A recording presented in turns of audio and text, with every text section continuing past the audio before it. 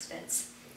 But when she arrived at the hospital, a social worker gravely informed her that Michael had severely damaged his brain, and with a temperature of 108, it was unlikely that he would survive.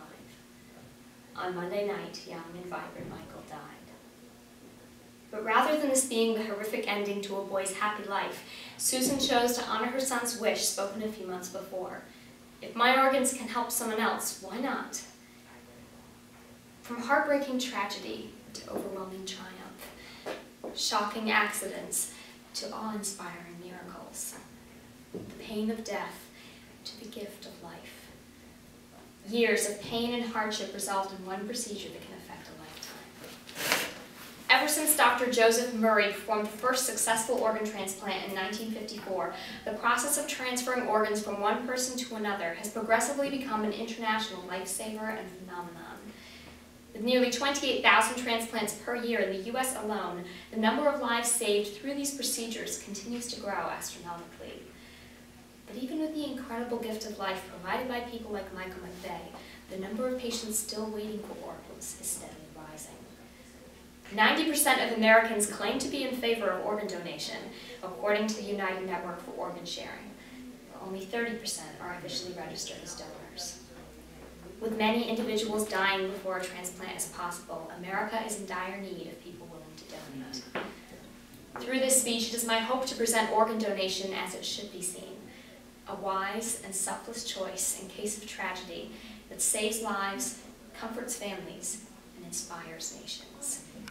I'll be addressing the need for donors, dispelling common myths concerning donation, explaining the process, and finally illustrating its incredible impact in an effort to persuade more individuals to register as donors. As previously mentioned, America's transplant waiting list is quickly growing longer. With a patient being added every 10 minutes on average, the total is now over 120,000. Each day, approximately 18 people on the waiting list die due to the lack of organs available for transplant. But these statistics fail to cite the scores of people who have been removed from the list because their health has deteriorated past the point of a successful surgery. In August of 2010, the residents of Sparta, Michigan mourned as Carrie Hutchins, 33-year-old mother of two, was informed that she was no longer strong enough to survive a lung transplant. Plagued with cystic fibrosis, Carrie had been on the waiting list for 3 years, hoping to one day be able to breathe. Her father spoke tearfully. "I told her I'm sorry there won't be a transplant, and she said, oh, there'll be a transplant. But she means the other way. She'll be giving her organs." Carrie died just a few days later. In light of those waiting who die each day, America's mortality rate, which in 2012 surpassed 2.5 million, is especially staggering. Only 14,000 of those individuals chose to donate. Why is it that such a small number of people register as donors? Unfortunately, due to a lack of education on the subject, there are several misconceptions that dissuade people from saying yes to donating. Perhaps the two largest and most difficult of these to address are, will I really be dead when the transplant begins? And the prevalent belief that, if I'm registered as a donor, the hospital staff won't try to save my life. To adequately respond to these concerns, some facts about transplants must be brought to light. In most donor cases, the individual has been declared brain dead, which, as defined by organdonor.gov, occurs when the brain is totally and irreversibly non-functional. If a person has made the choice to donate, doctors will run additional tests to make absolutely sure of his or her condition. By the time the actual surgery takes place, if the proper protocol has been followed, the donor is definitely no longer alive. Unfortunately, the media has at times received incorrect information and published it as accurate, as in the case of a 41-year-old New York resident in 2009. As explained by Rob Kochik, director of the transplant network involved, a reporter declared that the donation process had begun before the patient was actually dead, when in reality the doctors had simply started to discuss it with the family. Regarding how dedicated doctors are to saving the lives of registered donors, Donate Life chairwoman Sarah Pace Jones offers a comforting explanation. Some fears are perpetuated by dramatic television shows where the same physician treats the patient when admitted, takes them to surgery, pronounces the patient dead, accesses the transplant list, and does the organ recovery and transplant. But this is not how the process happens. The doctor who is trying to save the life of the injured patient is not the same doctor who recovers organs for transplantation. For many people, once their initial concerns are answered, they become eager to take the first step in the donation process. But contrary to popular belief, in most states, indicating the choice to become an organ and tissue donor on your license does not make you a registered donor. During emergencies, a patient's license rarely makes it to the hospital and would be accessed only if the individual was alone and needed to be identified. DonateLife.net provides an easy way to officially be placed on the National Donor Registry. All it requires is a visit to the website, on which you can click the Register Now link, select your state, and complete a brief questionnaire.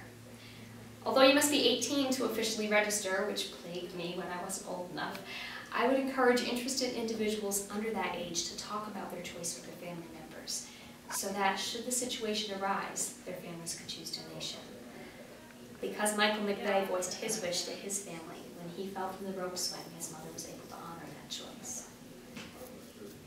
By far the most fascinating aspect of organ donation is the end result. The tremendous impact of that one special choice affects not only the recipients, but their families and the donors' families, and beyond that, entire nations. Carter is an energetic 5-year-old boy who at birth weighed a mere 2 pounds.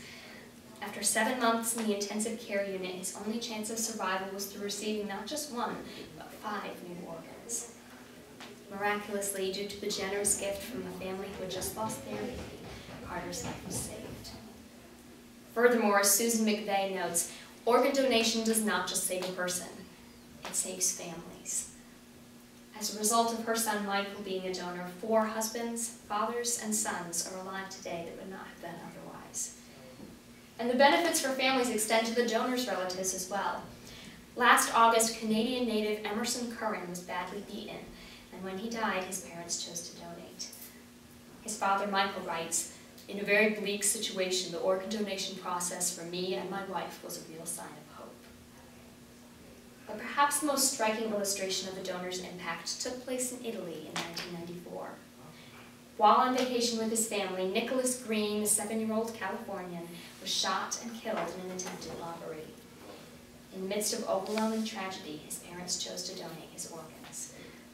7 Italians are alive or in sight because of that gift. And in what is now known as the Nicholas effect, millions worldwide registered as donors inspired by his story. In a letter to the Greens, a woman from Rome expressed these poignant words, "Nicholas, they closed your eyes, but you opened mine." Organ donation is a tremendously powerful gift, made possible not through a person's death, but through the choice to donate. Christy Ledger, whose 3-year-old son was killed in a car accident, shares perhaps the most compelling motivation behind this decision. "I kept thinking, suppose he needed a heart to save him. I'd be sitting on the edge of the bed praying that someone would donate. And then I thought, someone is sitting on the edge of the bed, and for them a heart really would save their child. How can we say no to helping them?" Because of people like Christy, the Greens, and Michael McVey, for some individuals a transplant can take place. But for the thousands nationwide who are still waiting for a gift of hope, consider organ donation.